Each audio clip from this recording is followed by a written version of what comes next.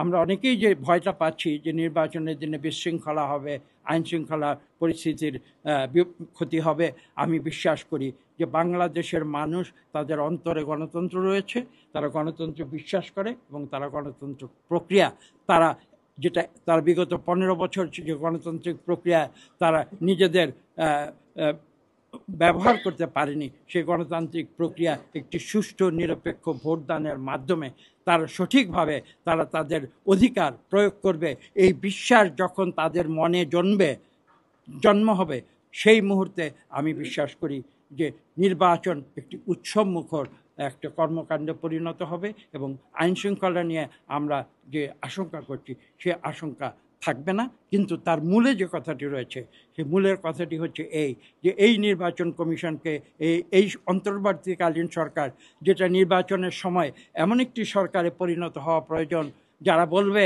যে আমরা যারা সরকার পরিচালনা করছি আমাদের নির্বাচনী ফলাফলে কোনো স্বার্থ নেই, এটা তারা দৃশ্যমানভাবে দেশের 18 কোটি মানুষকে বুঝিয়ে দিতে হবে।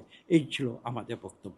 আপনারা দেখেছেন কিছুদিন আগে যে জুলাই সনদ যেটা স্বাক্ষর হয়েছে সেখানে এনসিপি অংশগ্রহণ করেনি, এটা একটা বাস্তবতা, তাদের কিছু দাবি দেওয়া ছিল। তবে এই প্রসঙ্গে আমি কিন্তু আমার মতামত ঠিক গত শুক্রবারে আমি পত্রপত্রিকা মিডিয়াতে দিয়েছি। আমি কিন্তু নীতিগতভাবে এটা বিশ্বাস করি যে আমরা রাজনীতি যারা করি রাজনৈতিকভাবে বিশেষ করে আমরা আমাদের বিভিন্ন দলমত নির্বিশেষে আমাদের মতামত থাকবে এবং মতদ্বৈধতাও থাকবে, ভিন্ন মত থাকবে। যদি ভিন্ন মত না থাকে তাহলে কিন্তু গণতন্ত্র হতে পারে না। কাজে আজকে এনসিপি আপনি যেটা বলেছেন তাদের কিছু ভিন্ন মত রয়েছে, আমরা সেটাকে সম্মান করি।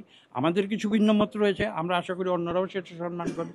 আমরা সবাই যদি একমত হয়ে যাই, আমি কিছু মনে করবেন না, আমি বলতে বাধ্য হচ্ছি, তাহলে তো আমরা আবার সেই বাকশালেই ফিরে যাব। আমরা সেই পথে যেতে চাই না। আমরা গণতান্ত্রিক, যেখানে গণতন্ত্রের যে সংজ্ঞা, the rule of majority with the consent of minority, আমি সেই আদর্শে বিশ্বাস করি।